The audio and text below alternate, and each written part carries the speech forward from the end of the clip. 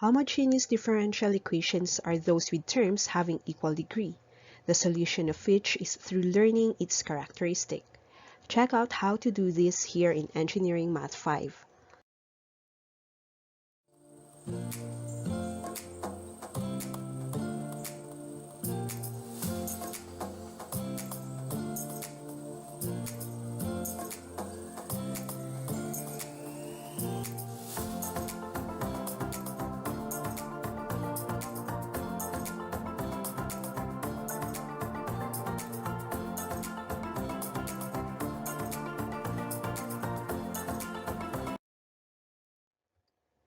As stated earlier, the general solution for homogeneous equations is to identify the auxiliary equation, which can also be termed as characteristic equation.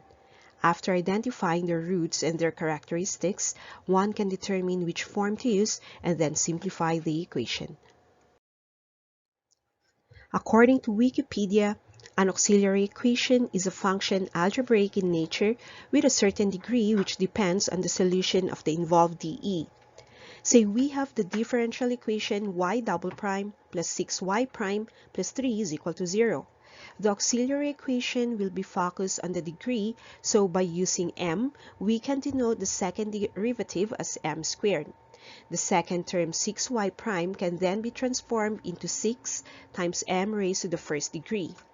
3 can also be written as 3 times m raised to the 0 degree, although we have already known that m raised to 0 is equal to 1. Now having the auxiliary equation, continue by determining the roots. So in this example, factoring can be employed giving the quantity of m plus 2 times the quantity of m plus 3 is equal to 0. And through zero product principle, we get m1 as negative 2 and m2 as negative 3, also known as the roots of the equation. From the roots, identify the properties like what we got earlier, the roots negative 2 and negative 3 for m1 and m2, which are distinct or unequal, so the format for the solution is given by the linear combination y is equal to c sub 1 times e raised to m1x plus c2 times e raised to m2x, and so on. The second case is when the roots are repeated. With them being equal, we can say that the root is m, and the standard format of the solution is y is equal to c1 times e raised to mx plus c2 times x times e raised to mx, and so forth.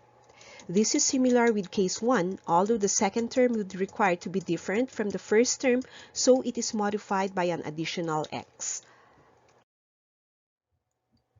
In the case that the roots are imaginary, or we call them complex conjugates, note that the format of writing this will be alpha plus or minus beta times the imaginary I. The standard form of the solution will be given as y is equal to c1 times e, this time raised to alpha times x cosine of beta times x, plus c2 times e raised to alpha times x times sine of beta times x. So how were the formats derived? Say that we have the equation a times y double prime plus b times y prime plus c times y, which should be equal to 0. Think of a term which is similar to its derivative in order for the terms to cancel out and eventually give 0. Say we have that term as y is equal to e raised to m times x, and by taking its derivative, we would have m times e raised to m times x, and the second derivative being m squared times e raised to m times x. It is noted that indeed the term is same with its derivative.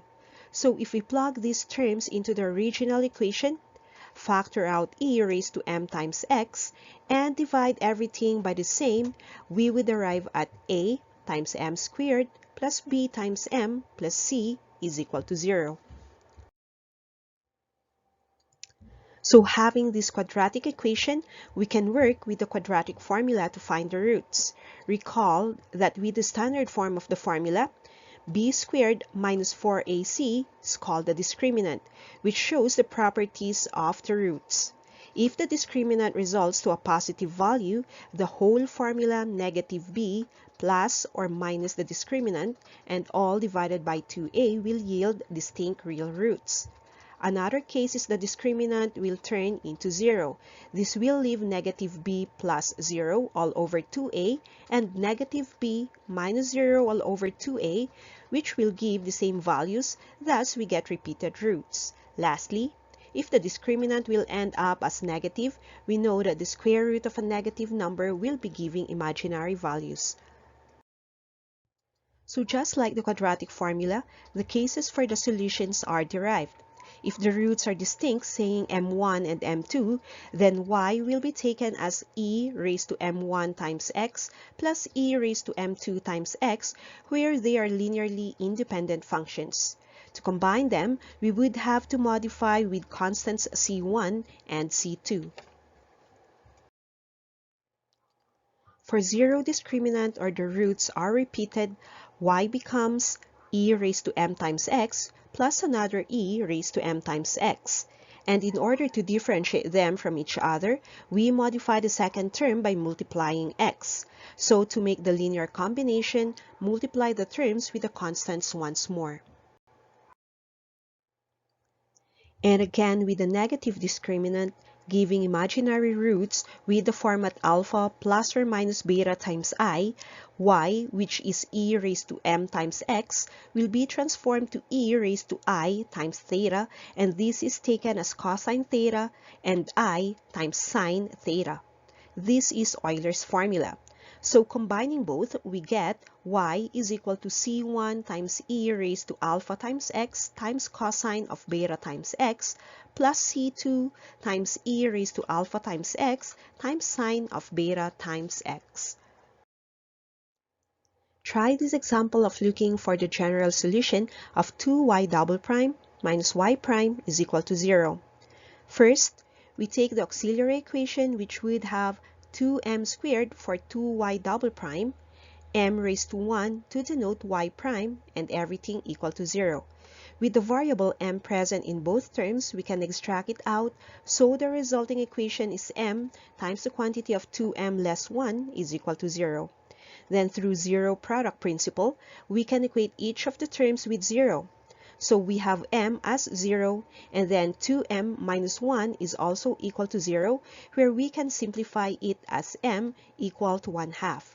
These are the two roots. m1 is equal to 0 and m2 is 1/2. They are distinct roots, so the pattern to be followed is the one shown. Now plug the roots into m, making the equation y is equal to c1 times e raised to 0 times x plus c2 times e raised to 1/2 of x.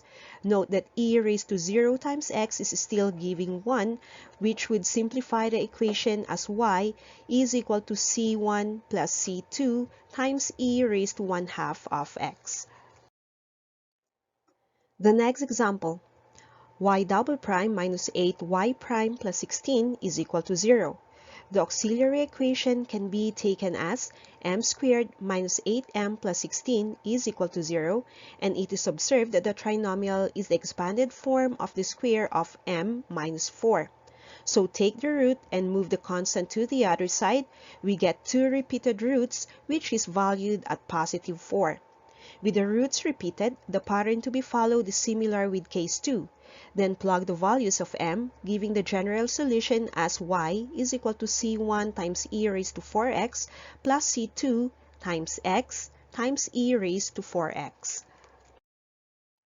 Example number 3. Find the general solution of y double prime minus 10y prime plus 32 is equal to 0. Take the auxiliary equation, which would be m squared minus 10m plus 32 is equal to 0. You can use the quadratic formula, or we can work with missing squares, as there are no factors of 32 which can be added to 10. In this case, we are going to use the missing square. So move the constant to the other side, making it negative 32. Now look for the third term from the second term's coefficient 10.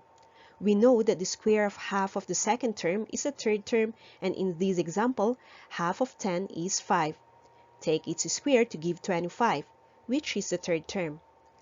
Add 25 to both sides of the equation and simplify the function, giving us square of m minus 5 is equal to negative 7.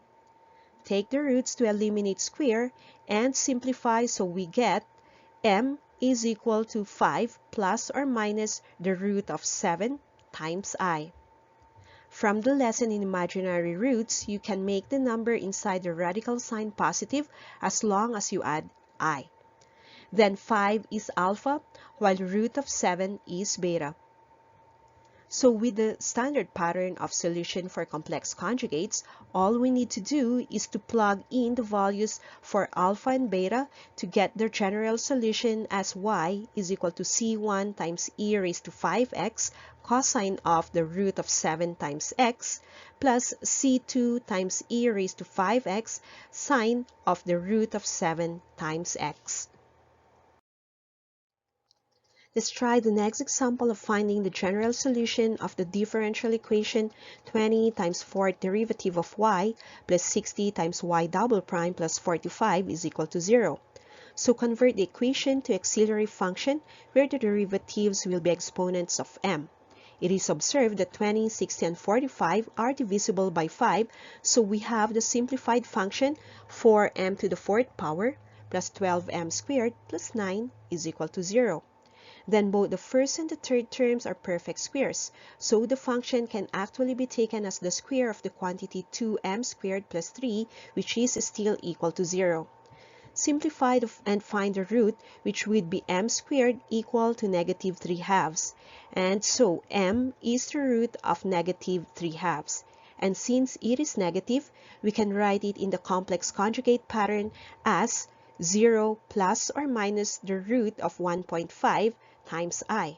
So we know the equation pattern to use. Remember that we are to have 4 roots for the fourth derivative, and they are all in the form of complex conjugates and repeated. So the cosine plus sine pattern will have to be repeated. Thus, we get this long equation. And since e raised to 0 is still 1, simplify the whole equation into y is equal to c1 times cosine of the root of 1.5 times x plus c2 times sine of the root of 1.5 times x plus c3 times x times the cosine of the root of 1.5 times x plus c4 times x times sine of the root of 1.5 times x. Note that the cosines and sines are the same, so modify the repeated terms by multiplying with x.